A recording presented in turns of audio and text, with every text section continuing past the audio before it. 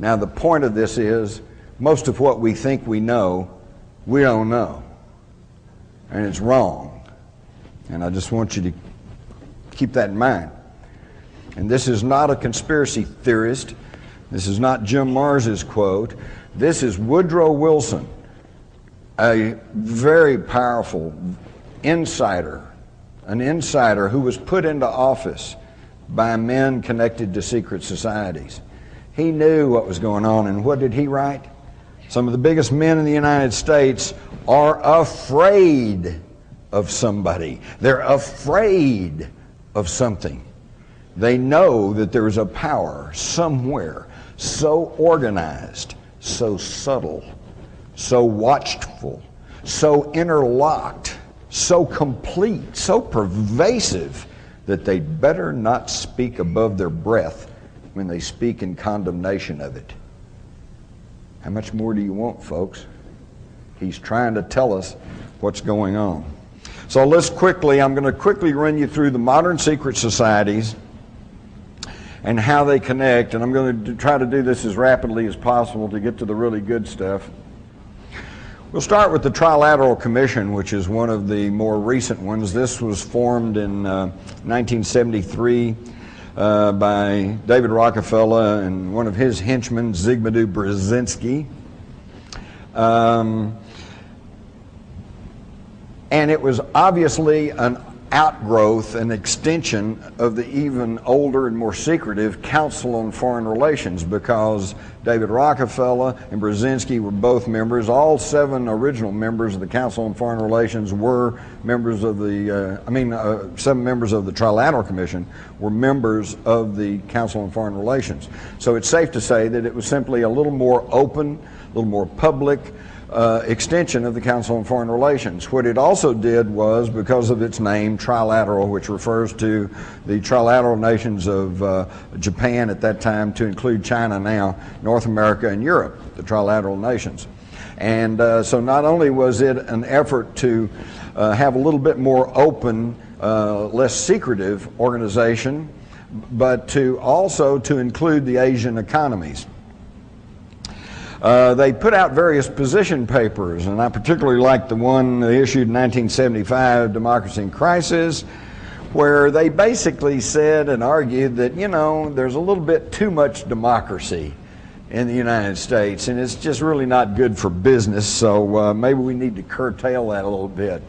Now, that was 1975, and I asked some of you older folks here about my age, do we have more or less democracy in the United States today?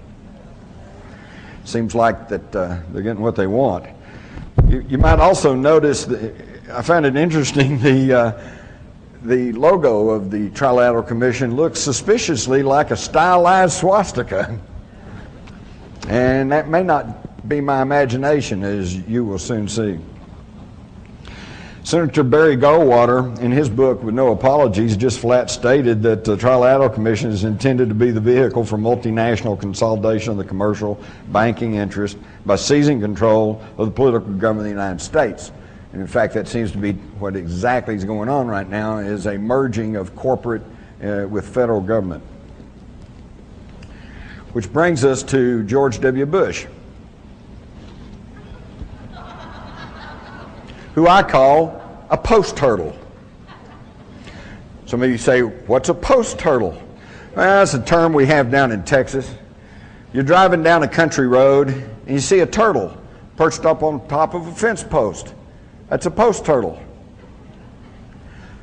You know he didn't get there by himself. You know somebody put him up to it. And you know he can't do anything while he's up there. And basically all you want to do is help the poor creature down. Post-turtle. If it wasn't so serious about what's going on, it really would be pretty laughable.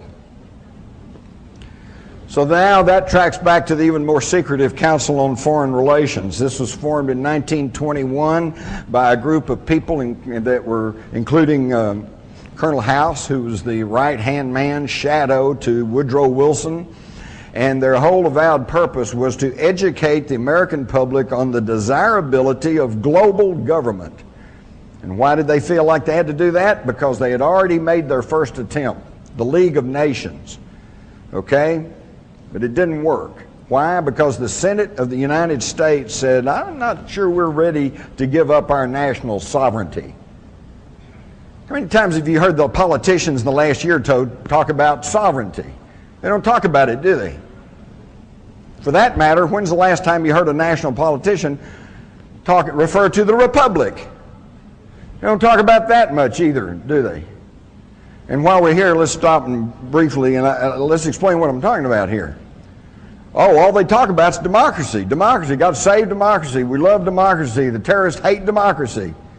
Well, what is democracy? Democracy is ruled by the majority. What's the primary example of democracy in action? A lynch mob. Okay? Everybody says lynch him, so they do. Folks, this is not what we were handed by our ancestors. This was never intended to be a pure democracy. What we are supposed to have in this country, with its Constitution, its Bill of Rights, is a democratic republic. Now, what's the difference? In a pure democracy, the lynch mob. Lynch him, okay? You string him up.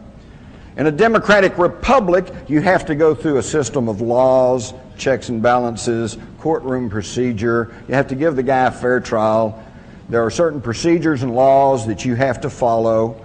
He has the right to meet his accuser. He has the right to defense. He has the right to cross-examine the evidence and the witnesses against him. And then if he's found guilty, then you can hang him. Okay? That's what we're supposed to have. And this is not what we have now, is it? Now they can grab you, lock you up, and if one man, John Ashcroft, who's up until 9/11's whole claim to fame was throwing covers over the bare breast of statues in Washington, D.C. because he was upset. No. Oh. Talk about a boob. I didn't say that. But on his word alone, you can be declared an enemy combatant and held without trial and without legal representation. They are stripping the liberties that we are guaranteed in this country. And it really is amazing to me, because if Osama bin Laden was indeed behind the 9/11 attacks, and there's still been no real proof that he is, but if he was, and if his goal was to destroy a democracy and to end our freedoms, he succeeded, hadn't he? But we know that some bearded guy over in a cave somewhere is not responsible for everything that's going on in the world today. Who's responsible are these people. Who's responsible are these people who have been working at this for hundreds of years. What's interesting is, notice, oops, they just cut the graphic. Can we put the graphic back up real quick? If you'll notice, over here is the CFR logo with the rider on the horse and the Roman, Latin inscription. And over here is a medallion of the ancient Knights Templars. Looks pretty close, doesn't it? Same deal. And the same objectives are going along. They consolidated all of this a long time ago with the formation of the CIA and with the National Security Act of 1947. The National Security Act of 1947 is really what began to sound the death knell for freedom and democracy in this country.